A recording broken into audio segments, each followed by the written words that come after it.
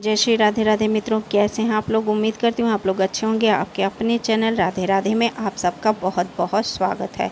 सावन 2025 में कांवड़ यात्रा कब शुरू होगी, जाने तिथि, जरूरी नियम और महत्व। कांवड़ या तो बहुत चलते हैं, लेकिन कुछ नियम होते हैं। अगर नियम का पालन करके सही तरीके से कांवड़ यात्रा शुरू की जाए तो उसका फल हमें ज़रूर मिलता है। हम आपसे यही कहेंगे कि अगर आप कांवड़ की यात्रा शुरू करना चाहते हैं तो कुछ नियम हैं जिनको आप अगर पालन करेंगे तो आपकी हर मनोकामनाएं पूर्ण होंगी। सावन शिव जी की भक्ति का सबसे पावन और श्रेष्ठ महीना है। इस महीने में कांवड़ यात्रा भी की जाती है। श्रवण भक्त कांवड़ यात्रा पर निकलते हैं और गंगा जल से शिवलिंग अभिषेक करते हैं। शिव भक्तों के लिए सावन का महीना विशेष महत्व रखता है। यह महीना शिव जी की भक्ति, उपासना और व्रत आदि के लिए महत्वपूर्ण हो जाता है। साथ ही इसी महीने में कांवड़ यात्री भी होती है, जिसका सभी को बेसब्री से इंतजार रहता है।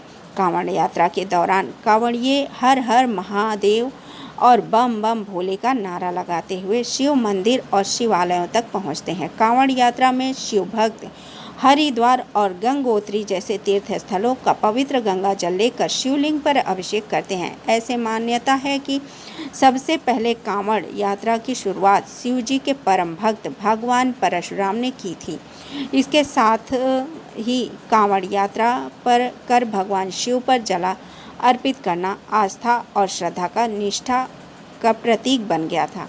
कांवड़ यात्रा 2025 कब से शुरू होगी, ये भी हम आपको बता रहे हैं कि कांवड़ यात्रा धर्म की एक खास धार्मिक और वार्षिक यात्रा है, जो कि सावन के महीने में ही की जाती है। इस साल सावन की शुरुआत 11 जुलाई 2025 से हो रही है और 9 अगस्त को इसका समापन होगा। सावन शुरू होते ही कांवड़ यात्रा भी शुरू हो जाती है। ऐसे में इस साल 11 जुलाई 2025 से कांवड़ यात्रा की शुरुआत हो रही है। पूरे 30 दिनों तक चलेगी। कांवड़ यात्रा के जरूरी नियम हम आपको बता रहे हैं, जिसे आप लोग ध्यान से सुनिए। कांवड़ यात्रा के दौरान कांवड़ियों को कुछ नियमों का पालन करना बहुत ही जरूरी है। कांवड़ यात्रा के दौरान श्रद्धालुओं को मन, कर्म और वचन से शुद्ध रहना चाहिए। इस समय शराब, पान, गुटखा, सिगरेट, तंबाकू जैसे सभी तरह के नशीले पदार्थों से दूरी बना लेनी चाहिए। अगर आप एक बार अपने कांवड़ यात्रा की शुरुआत कर दी तो रास्ते में कांवड़ कलश के पानी को कहीं भी न रखें। खासकर कांवड़ को जमीन में रखने से बचें। इससे आपकी यात्रा अधूरी मानी जाती है। अगर गलती से भी कहीं भी जमीन पर कांवड़ रख दिया तो फिर से जल भरकर यात्रा की शुरुआत करनी चाहिए। यात्रा के दौरान कांवड़िया जब भी मल मूत्र का त्याग करें तो स्नान के बाद ही कांवड़ को स्पर्श करें। बिना स्नान के कांवड़ को दोबारा नहीं उठाना चाहिए। कांवड़ यात्रा के दौरान कांवड़ियों को ऐसी कोई भी वस्तु स्पर्श नहीं करनी चाहिए जो कि चमड़े से बनी हो। कांवड़ यात्रा में कांवड़िया क्या करते हैं? कांवड़ यात्रा भगवान शिव को समर्पित पवित्र यात्रा है। इस यात्रा को करने वाले भक्त को कांवड़िया कहा जाता है। यात्रा के दौरान तीर्थ यात्री या श्रद्धालु हरिद्वार, ऋषिकेश, गोमुख, सुल्तानगंज जैसे पवित्र स्थानों से नदी का जल भरकर कई किलोमीटर की लंबी पद यात्रा की शुरुआत करते हैं और गंतव्य स्थान शिव मंदिर का या शिवालय तक पहुंच जाता है।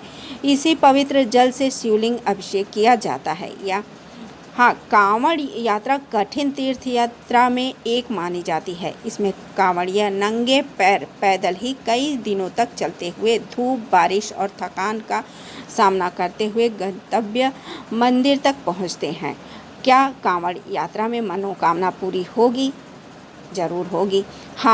धार्मिक मान्यता है कि भगवान शिव कांवड़ यात्रा करने वाले भक्तों की सभी मनोकामनाएं पूरी करते हैं।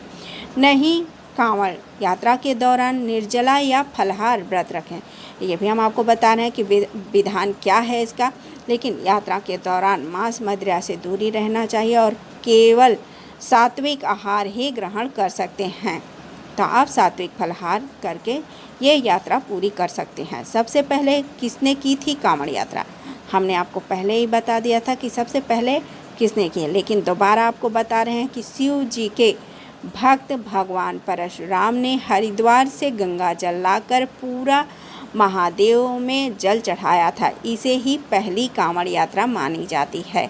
तो हमने आपको ये बताया कांवड़िया क्या करें और कैसे भगवान शिव को अभिषेक करें, जिससे आप लोगों की यात्रा मंगलमय हो और भगवान शिव आप पर प्रसन्न हों।